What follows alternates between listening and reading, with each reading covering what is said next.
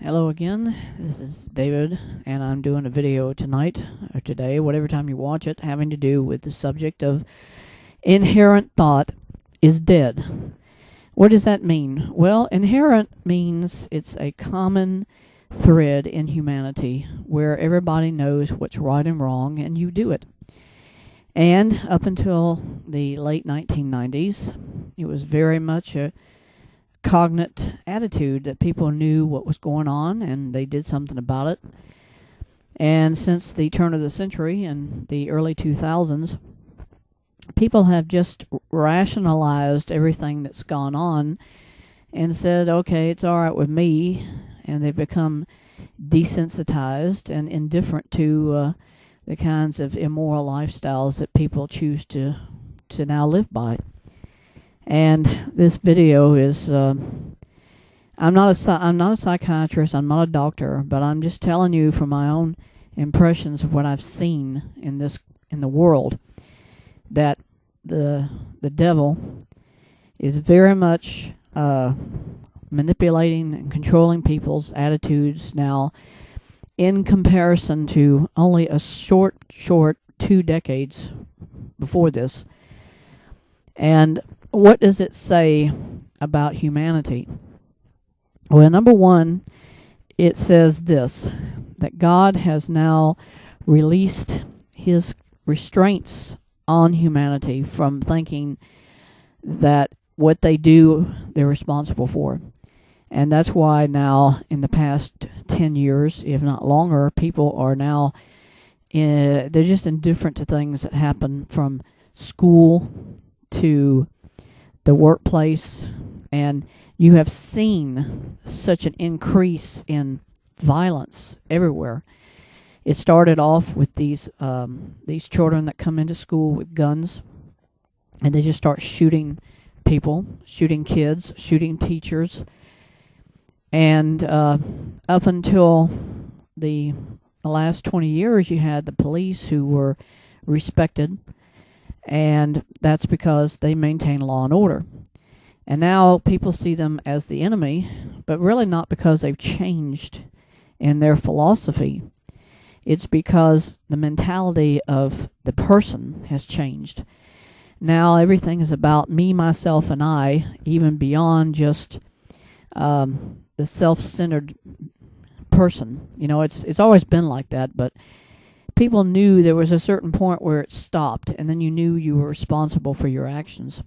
And there isn't that anymore within the mentality. The yuppies, and I bring them up all the time because I would say they were the actual ignition switch for everything that's gone on since. They say to their children 30 years ago that were born in the late 1970s, early 1980s, you are not responsible anymore for anything you do, because I'm not going to train you and I'm not going to teach you anything. And they have pretty much accepted that they have the child, and that's the extent of their responsibility. So they expect the school systems and everything else around us in society to educate their child and teach them anything. And that has existed for 3 decades. And now you have those same kids who are having children too, and they have absolutely no perception of right or wrong anymore. And that's because their grandparents and their parents didn't teach them anything. And now God has basically taken away that kind of inherent attitude that you knew what was right and wrong, because now you look at how on YouTube, and you see it everywhere, you have these kids climbing towers, climbing smokestacks. They're doing all these really irrational kinds of actions. And why? Because if you don't have any perception of right or wrong, you also have no perception of fear. And fear is something that was always an inherent attitude. People always have had fear of things, whether it be of animals, whether it be of heights. People think, oh, well, that's always been a phobia. No, it's an inherent thing that God gave all of us.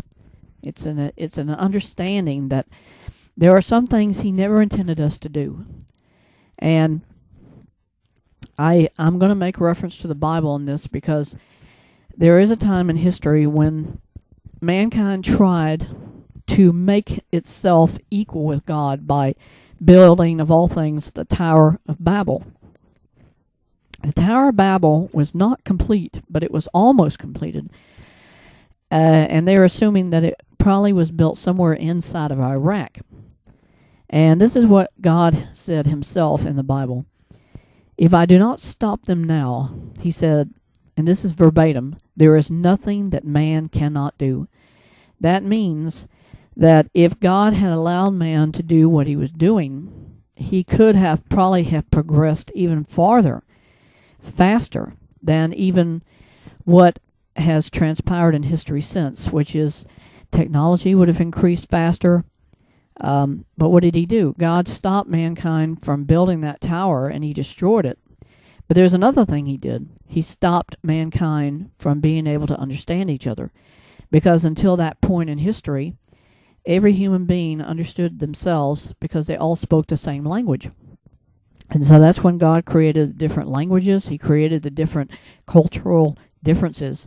And that's when He split humanity up into all these different cultural groups. And then they all kind of like found each other out, and then they spread into other parts of the world. Now, yeah, that created different nationalities, but it also diversified the ability of man to progress technologically, to progress every other way. So He was involved in that from the very beginning. He stopped mankind from progressing faster than what He wanted mankind to progress to. And now, I'd say 1,500 years later, mankind now has gotten to the next step beyond the Tower of Babel. Mankind thinks of himself as God instead of him believing that he still is being controlled and protected by God's laws, because now people haven't got any perception of anything. That's why the children go out here and they shoot people.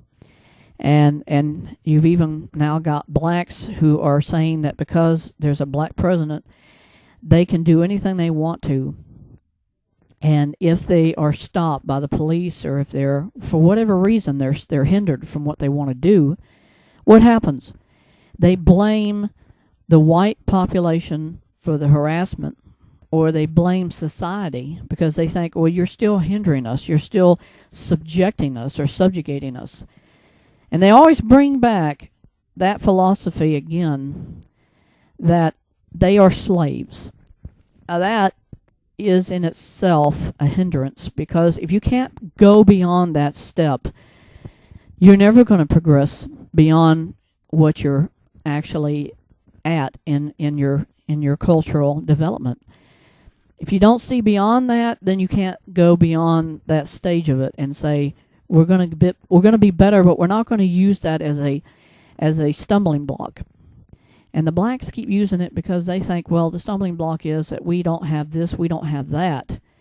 You could do and be anything you want to be if you did not use that as a way of getting an advantage over somebody else. And they've been doing that now in the past 5 years. The NAACP has now acquired this power that's beyond even my understanding. They can make the government do things within 24 hours that never would have happened before Obama became president. You know, they say, well, that represents slavery, that represents hate, that represents this, that, the other. And all of a sudden, 24 hours time, everything has changed. Everything has been manipulated. So it's sort of like going back to history, it's the same thing. Humanity, up until the time of Babel, they were progressively becoming more self-centered about themselves. And they thought, well, we're going to be better than God because we're going to build this tower and we're going to be up at His level. Now, you think, that's stupid. They could never be that high. Well, God said, hey, I got to stop them right now or they're never going to progress beyond what they are. Or they will progress beyond what they are, because he said, I got to stop them right now. Otherwise, they'll go beyond the control of what I can do.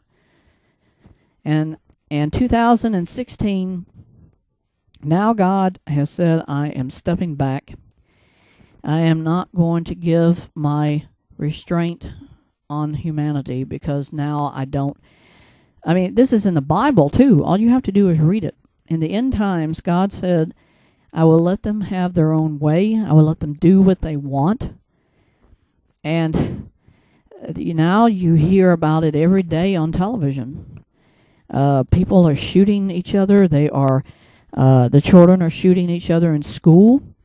And you've got a society who says, I don't want to believe it, so therefore I'm not going to believe it, and I'm not going to accept it. And the inevitable outcome is now, today, as of January the 10th, 2016, North Korea has been confirmed by the United States government having actually detonated a nuclear device inside, probably near Pyongyang. And the American government can only do what I call a laughing show of force by sending a B-52 or B-51 from South Korea and flying it to show sort of a defiance to North Korea that if you want to do this, we're not going to let you get away with it. If any other president had ever heard of such a thing happening in North Korea, I guarantee you, Harry Truman, who was involved in the dropping of the Hiroshima bombs, he would have already have nuked North Korea now.